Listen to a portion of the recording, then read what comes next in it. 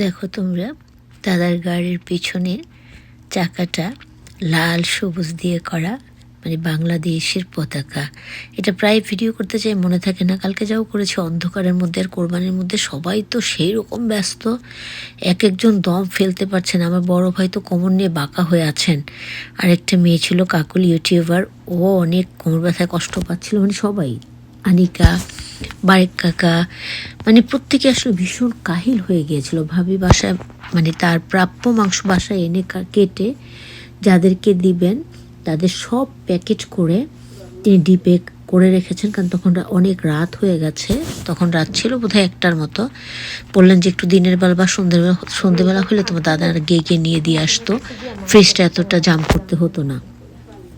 কিন্তু অনেক রাত, আর দাদার মানে কোনোভাবে বের হওয়ার কোনো অবস্থা ছিল না। ভাবিও অনেক টায়ার্ড হয়ে গিয়েছিলেন, আর আমাকে গতকালকে কেউ কোনো কাজ করতে দেয়নি। যাই হোক, তোমাদের সাথে যে ভিডিওটি 21 ভাবি রান্নার জন্য গরুমাংস রেডি করছিলেন। আর এটা হচ্ছে আমাদের আনিকা, নাজি কাকির ছেলের বউ। হ্যাঁ, এটা হচ্ছে মানে গরুর কোরবানি, গরুর কলিজাটার অর্ধেক।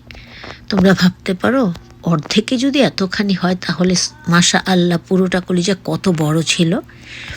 ভীষণ বড় গরু তো। আমি তো গিয়েছি, মাংস প্রায় কাটা হয়ে গেছে, মানে সেই পর্যায়ে আমি গিয়ে ওখানে উঠেছি। তখন হঠাৎ করে হাতে নিলাম, বললাম যে আনিকে একটু তুলে ধরো, আমি একটু কলিজাটাকে শো করি। মানে কত বড় কলিজা। আর আমি তো গরুর মাংস একদম টোটালি খাই না, খেতে পারি না, অনেক ব্যথা হয়, আবার প্রেশারের সমস্যা আছে। কিন্তু লাকি খালার রান্না করা কালকে 2 পিস কলিজা খেয়েছিলাম কোরবানির গরুর। আমি বলবো সোবাহান আল্লাহ, মনে হলো যে নিয়ামত খেয়েছি। আসলে সবসময় নিজে রান্না করে নিজে খাই তো, খাওয়ার প্রতি একটা অভক্তি ধরে গেছে। কিন্তু খালা রান্নাটাও করেছেন চমৎকার করে। প্রত্যেকেই খেতে বসে দেখলাম যে খুব প্রশংসা করছে। আমার ভাবি বলছে রান্নাটা অনেক মজা হয়েছে। পরে বাসায় এনে তোমাদের ভাইয়া খেয়ে বলছেন, তোমার ভাইয়া আমরা যাওয়ার পরে খেয়ে কাজে চলে গিয়েছিলেন, ভাবির বাসায় খেয়ে। আর রাতে যখন দাদার বাসায় গেলেন তখন আর খেলেন না, বললেন যে আস্তে ধীরে বাসায় গিয়ে খাবো। ভাবি আবার সব দিয়ে দিলেন, রান্না করা মাংস দিয়ে দিলেন। তারপরে বাসায় এনে তারপরে আমার ছেলেকে খাবার দিলাম, তোমাদের ভাইয়াকে খাবার দিলাম।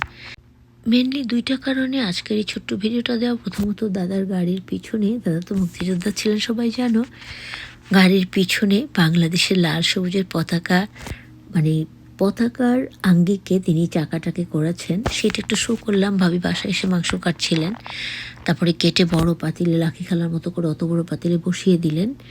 তারপরে নাড়াচাড়া করেছি আমি একটু, কিন্তু কালকে আমাকে কেউ কোনো কাজ করতে দেয়নি। আর হলো দ্বিতীয় কারণটা হলো, এই যে আনিকা গরুর কলিজাটা কাটার জন্য হাতে নিয়েছিল, ভাবলাম যে একটু শো করে দেই। কাকিমণি বলছিলেন যে এখানে কিন্তু অর্ধেক, বাকি অর্ধেক কাটা হয়ে গেছে। সুবহানাল্লাহ, কত বড় কলিজা তাহলে ভেবে দেখো। আল্লাহ হাফেজ, আসসালামু আলাইকুম রহমতুল্লাহি ওয়া বারাকাতুহু। সবাই ভালো থাকবে, আমাদের জন্য দোয়া করবে। ওকে।